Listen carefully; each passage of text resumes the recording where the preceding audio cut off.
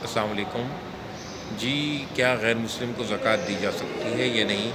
تو اس بارے میں عرض یہ ہے کہ قرآن کریم میں سورہ توبہ کی آیت نمبر 60 ہے، جس میں اللہ تعالیٰ نے یہ فرمایا ہے کہ کن لوگوں کو زکوٰۃ دو۔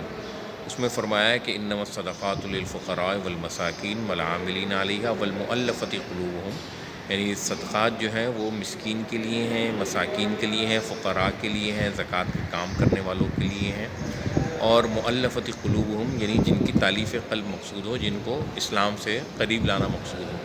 تو ہمارے ملک میں جو اس وقت یہ وبا آئی ہوئی ہے، اس میں یہ ضروری ہے کہ ہمارے جتنے متعلقین میں اگر ہمارے عیسائی بھائی ہیں، ہمارے سکھ بھائی ہیں، ہمارے ہندو بھائی ہیں، یا کوئی بھی کسی بھی مذہب سے ان کا تعلق ہو، تو ہمیں غربت دیکھنی چاہیے، ضرورت دیکھنی چاہیے، نہ کہ ان کا مذہب دیکھنا چاہیے۔ یہی قرآن کریم کا فیصلہ ہے۔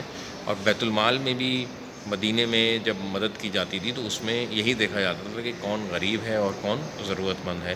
وہاں پہ یہ بھی نہیں دیکھا جاتا تھا کہ کون یہودی ہے اور کون نصرانی ہے۔ تو لہٰذا اپنے مسلمان بھائیوں کی مسلک اور فرقہ واریت سے بالاتر ہو کے سوچیں اور ان کی ضرورت پوری کریں، چاہے آپ تھوڑی ہی ان کی امداد ہی کر سکتے ہوں۔ اللہ کے نبی صلی اللہ علیہ وسلم نے ارشاد فرمایا کہ صدقہ دو، چاہے ایک وہ کھجور ہی کیوں نہ ہو۔ وآخر دعوانا ان الحمد للہ رب العالمین۔